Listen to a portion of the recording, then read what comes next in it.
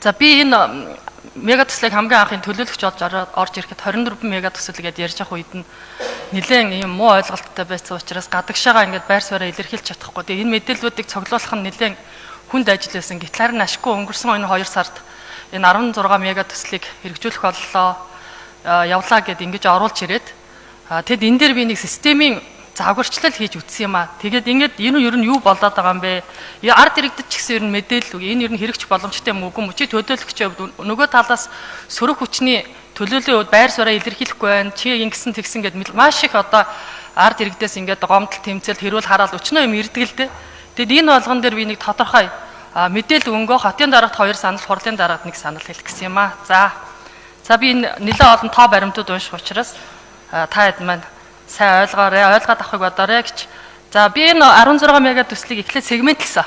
Яаж сегментлсэн бэ гэхээр нэгдүгээр ирэмбэнд бол манай хотын нэгдүгээр ирэмбэнд бол түгжирлийг бууруулах асуудал нэгдүгээр ирэмбэнд байгаа юм байна гэж үзээд метро төсөл нийтдээ автомын түгжирлийг бууруулах нийтдээ 7 төсөлд бид нар 20 их 80 төгрөгийн төсөвтэй 600 биш 1 их 80 төгрөгийн урьдчилгаатай техник эдийн засгийн үндэслэл гэж 60 орчим тэрбум төгрөгийн юутай техник эдийн засгийн үндэслэл боловсруулсан нийтдээ энэ 7 төсөл нь нийт 150.1 км замыг шийдэхин төлөх маш өндөр өртөгтэй төсөл болсон юм байна гэж үзэж байгаа. За тэгээд би энийг ер нь үнэхээр одоо хэрэгжих боломжтой юм уу, боломжгүй юм уу гэдэг ингээ хугацааных нь ангилал одоо ингээ байгаа байдлуудаар нь ингээ бас давхар ангилж үзлээ. За тэгсэн чинь метро төсөл 2024-өөс 2030 трасын урт нь 19.4 км, нийт төсөв төртгөн 8 их 543.5 их 80 төгрөг. За гүйцэтгэл нь одоогийн байдлаар 40 их 80 биш 40 тэрбум төгрөгний гүйцэтгэлтэй техник эдийн засгийн үндэслэг нь 18.5 тэрбум төгрөг. Газар чөлөөлөлт нь 255 нэгж талбар чөлөөлөгчдөөс нэгж талбар чөлөөлөгдсөн байгаа юм. За цусгаа замын автобус буюу BRT 2025-аас 2030 онд 12.9 км замыг асуудлыг шийдвэрлэн 272.2 тэрбум төгрөгийн өртөгтэй одоогийн байдлаар 14 тэрбум төгрөгийн гүйцэтгэлд өгсөн техник эдийн засгийн үндэслэг нь 5.1 тэрбум төгрөг 19 нэгж талбарыг чөлөөлөхөөс одоогийн байдлаар нэгж талбар чөлөөлөг байгаа юм байна. За гуравт нь тараам шугам 1 2. За тараам шугамыг бид нар өнгөрсөн жил юу хийсэн төрөө хөвшлийн түншлэлээр хэрэгжүүлнэ гэд ингээд бидэд нэг жилдээ нэг 66 тэрбум төгрөгийн датаас өгнө гэд тэр хувийн компани хэрэгжүүлэх юм байна гэж тендерын зарлагдана гэж байтал өнгөрсөн хавар сая 1-р сард нэлээд асуудал болсон. Тараам 2-р шугамыг манайх өөрсдөө хот хэрэгжүүлнэ гэд. За ингээд Трам 2 дээр юу хийж байгаа нөхөр 2024-өөс 2028 он тарасын урт нь 15, төсөвт өртгөн 1.2 их 80. Одоо барилгын гүйцэтгэлд миний мэдж байгаагаар 350 тэрбум төгрөг өгсөн байх хэвээр. За тэгээд нийтдээ 217 нэгж талбар чөлөөлөхөөс одоогийн байдлаар 0. За дүүжин шугам 1 2 гэж байж байгаа. Энэ дүүжин замын энэ шийдвэрийг одоо яаж гаргахаараа ч ингэж гаргаж байгаа. Надад бол маш харамсалтай санагдав. 2025-аас 27 нэг нь хоёр дахь нь болохоор 2025-аас 29. Ингээд 2025-аас 27 онд шугам нэгийг хийхэд 4.2 км 184 тэрбум төгрөг. Одоогийн байдлаар 138 тэрбум төгрөгийн урьдчилгаа өгсөн. Хоёрдугаар дүүжин замын шугам нь нийт урт нь трасын урт нь 2.7 км. Төсөвт өртг нь 234.2 тэрбум төгрөг. Урьдчилгаа өгөөгүй ямар нэг байдлаар хүлээлтийн байдалтай байгаа гэж харж байгаа. За нэгдүгээр тойрог зам 2025-аас 28. Трасын урт нь 24.8, 3.2 их 80. Техник эдийн засгийн үндэслэл 15.8 тэрбум төгрөг 3029 газар чөлөөлнө. Одоогоор тэг. Хоёрдугаар тойрог зам 2028-аас 2032. Трасын урт нь 24.4 тэрбум 24.4 км. Нийт төсөвт өртг нь 2.6 их 80. Нийт одоо 2293 газар чөлөөлт явагдана. Техник эдийн засгийн үндэслэл нь 9.7 тэрбум төгрөг. За олон түвшний уулзар гээд 2025-аас 28. Нийт трасын урт нь 9. За тэгээ нийт төсөвт өртг нь 256.1 тэрбум төгрөг. Техник эдийн засгийн үндэслэл 1.3 тэрбум гэж. За туул хурдны зам 2025-аас 28.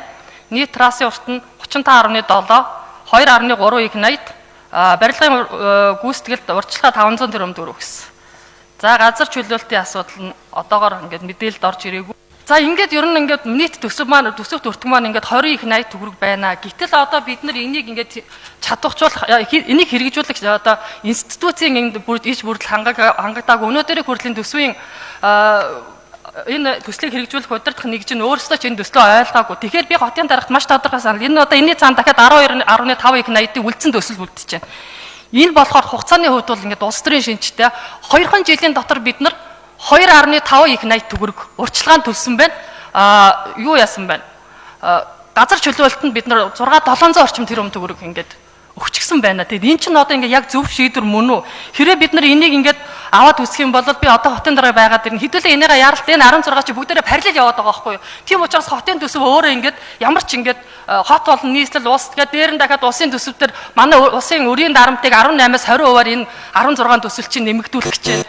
Хоёрдугаар нийслэлийн төсвүүд маш их дарамт болж байна. За, золтой төлөөлөгчөө бид хэд энэ дандаа өмнөх хотын дарга нарын эхлүүлж ирсэн ажил байхгүй юу? Тухайлбал юм бол одоо энэ тусгай замын автобусны төслийг Батүл даргын үед Азийн хөгжлийн банктай хийж ирсэн. Амар сайхан даргын үед энэ дүүжин тээврийн төслийг хэрэгжүүлж эхэлсэн. Дүүжин тээвэр дээр бол бид нар нэгдүгээр шугамаар дуусгая. Хоёр дахь дээр нь зүгээр тэзүү хийгээд орхий гэдэг байдалтай байж байгаа. Тойрог замын нэгдүгээр замыг EPC-ээр явуулъя. Тойрог хоёрдугаар замыг бид нар одоо төр хувийн хвшлийн түншлэлээр хэрэгжүүлээгээд ингээ бүгдийг нь ялгцсан юм аа. Би одоо танд нэг тийм бид нар хаалттай нууц мэдээлэл байхгүй бүх мэдээлэл нээлттэй энийг авчуулна. Тэгээ би наад энэ төслийн талаар сүүлийн 2.5 жил хамгийн их өөрөө анхаарч судалж анхаарс үүний нэг нь аливаа төслийг явуулахын тулд эхлээд урьдчилан тэзүү гарна. Энийн дараа жинхэнэ тэзүү боловсруулах төслийн одоо менежментийг авч явах компани сонгон шалгаруулна. За энийхээ дараа төслийн концепт дизайн, техник эдийн засгийн үндэслэлийг боловсруулах тендер документыг хийх ажил юм. Би тэгээ сүүлийн үед энэ золтой төлөөлөгчөө би та хэдийн ярьж байгаа зүйл төр нэг их гайхаад байгаа юм. Энийг улс хөгжихээр бүр ингээд бүр хоршаар нь хөдлөөд хорслон хөдлөөд байгаа юм л би гайхаад байгаа. Энэ чинь улсыг хөгжүүлэхийн тулд бид нар заавал тодорхой төсөв төлөвлөгөө гаргаж техник эдийн засгийн үндэслэл боловсруулж ажиллана. Яагаад гэр ороолын айл өрхүүдийг бид нар газрын чөлөөлөлд орон сууцчуд болохгүй байгаа. Яагаад гэр ороолын айл өрхүүд өнөөдөр өөрийнхөө хашаа байшин орон сууцны үнээр солиод шилжиж орж болохгүй байгаа. Энэ нийслэл өөрөө агаарын бохирдлыг бууруулахын тулд хатуу түвш хэрэгэлдэг инженерийн шугам сүлжээнд холбогдоогүй айл өрхүүдэд орон сууцчулна шүү дээ. Орон сууцчуулахын тулд бид нар энэ талтаа дулааны цахилгаан станцуудыг барьж байгуулах, цэвэрлэх байгууламжаа өргөтгөх, ус хангамжаа өргөтгөх, за улмаар чөлөөлсөн газар дээр нь ипотекийн их үүсвэр шийдэх гээд ийм одоо бодлого төлөвлөлтөд ажлууд хийж байна. Тэгээ би хэдүүлээ одоо би бол тантай ерөөсөө нэг тэгж ус төржиж ярьдагчгүй хаал нэг одоо хоёул юм ярьдаг. Тэр би танд юу гэж хэлэх гээд өнөөгөл хот өөрөө өөрийн гэсэн төлөвлөгөөтэй мөрөөдөлтөй байж ижил энэ цаашаа ажил явна шүү дээ. Тэгээ наад төслүүд дээр чи бид нар EPC-ээр юуг нь санхүүжүүлэх юм. Метроны төслийг бүр 2005 оны үеэс эхэлсэн. Бүр нарийн ярих юм бол 1983 онд анхны асуудал яригдсан юм бэл. Тэгээ бид нар метрон дээр 30 жилийн урт хугацаатай санхүүжүүлэгч байгууллагыг хайж EPC-F гэдэг нөхцлөөр л явж байгаа. Энийг эргээд төлөх нөхцөл нь бид нар 2500 төгрөгийг цаашаага километр тутам 50 төгрөгийг километр тутам 50 төгрөгөөр нэмээд явах юм бол энэ 20 дэх жилээс эхэлж одоо зардлаа нөхөж дуусах юм байна гэдэг юм тэзүү хийсэн юм аа. Би сүүлийн үед энэ улс төрчдийг ингээд өөрсдөө шууд би энийг судалсан, би ингэсэн гэж ярихад би жоохон бас эргэж гайхаж байгаа. Яг гэвэл эний чинь дэлхийн номер 1 инженерингийн байгууллагууд өөрсдөө судалж тооцоо гаргаж байгаа шүү дээ. Тэгээ энэ дээр эдийн засгийн өрөөгөөж тэдэд өгөх юм байна. Тэдэд зардлаа нөхөх юм байна гэдэг л асуудал ярьж байгаа. Бидний уг нь эхлэлтийн цэг нь туул, тойрог. Энэ хоёроос бид нар жил ойролцоогоор 300 орчим сая Америк долларын одоо тоол төлбөр авах юм байна. Энэгээрээ бид нар жил энэ том төслүүдийнхээ эргэн төлөлтүүдийг хангалттай хийгээд явхад 10 дэх жилдээ бид нар төлж дуусгах юм байна гэдэг наривчсан тооцоо гарсан. Энийг та хэд энэ манай санхүү төрийн сан төлөвлөлтийнхэнтэй бас нэг уулзаж үзээрэй. Би одоо их хурл дээр маш олон гишүүдийг би судалж үзлээ. Би тооны машинд хийж үзлээ. ийм тооцоог нэг ийм байж болохгүй. Энэ чинь энэ маш том байгууллагууд, мэрэгжлийн байгууллагууд, гидрогеолог талаасаа, инженеринг талаасаа, энэ барилгын бүтээц хийцлэл талаасаа бүгдийг тооцож үзээд техник эдийн засгийн үндэслэл гэж гардаг. Үүний одоо 2.4 тэрбум Америк долларын өртөгтэй метроны төслийг 1.9 сая тэрбумаар нь нэг багц 500-ын Европын сэргээн босголтын банк тусдаа санхүүжүүлээд нэг өнгөлтэй зээл олгоё гэдэг асуудлууд яриад явж байгаа байхгүй. Тэгэхээр хэдүүлээ тэзүүтэй байж дараагийн зүйл яа. Би харин нэг зүйлд айгүй бахархалтай байгаа. Би хот дээр ирээд энэ хамт олонтойгоо нийлж ажиллаад 2.5 жилийн дотор нийт одоо энэ бүх төслүүдийнхээ 12 төслийг одоо жинхэнэ банк эбэл тэзүү болгосон.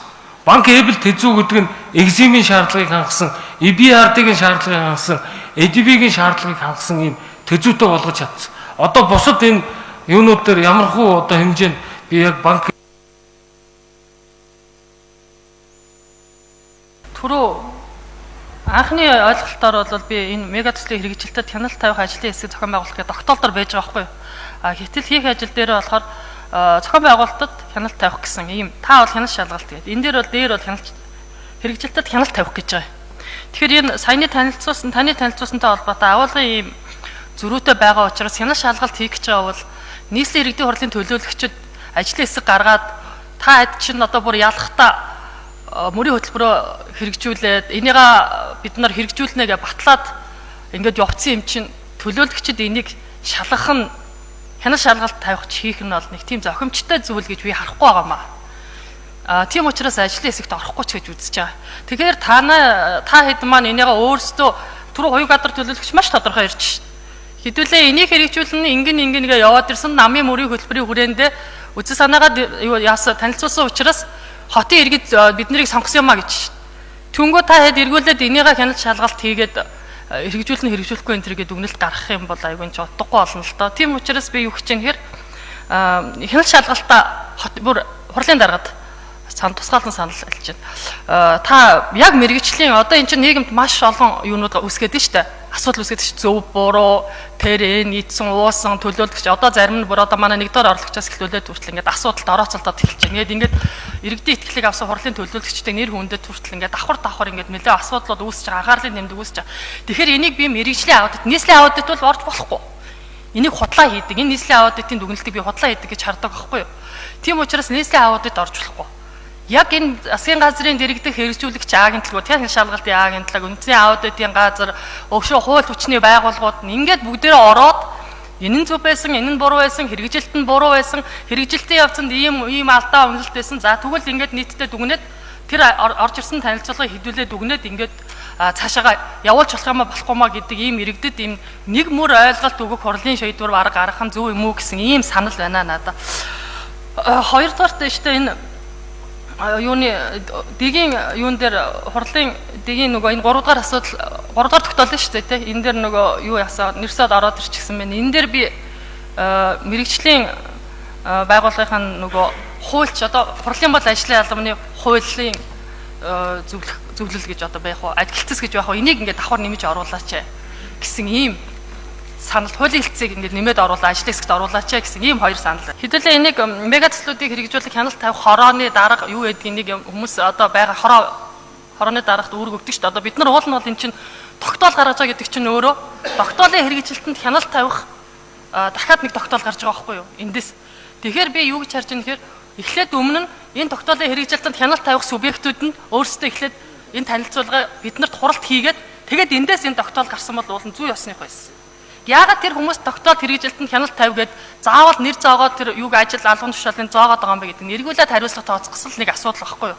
Тэгэхээр энэ тогтоолын 16 мега ч юм уу 24 мега ч юм уу төсөл болоод ингээд батлаад гарахт нь тогтоолын хэрэгжилтэнд хяналт тавих дарга хорооны дарга хороо өөрөө ажиллаад санал түгнэлтэд оруулж ирэнгүүд нь бид энэ дээр нь дахиад саналд оруулаад тогтоол гаргах хэрэгтэй. Тогтоол гэдгээ л аягуулсаа ойлгож авах хэрэгтэй юм шүү гэсэн нэг юм дутуу хэлсэн юм байна. Тэрийг л хэлэх гээ. За.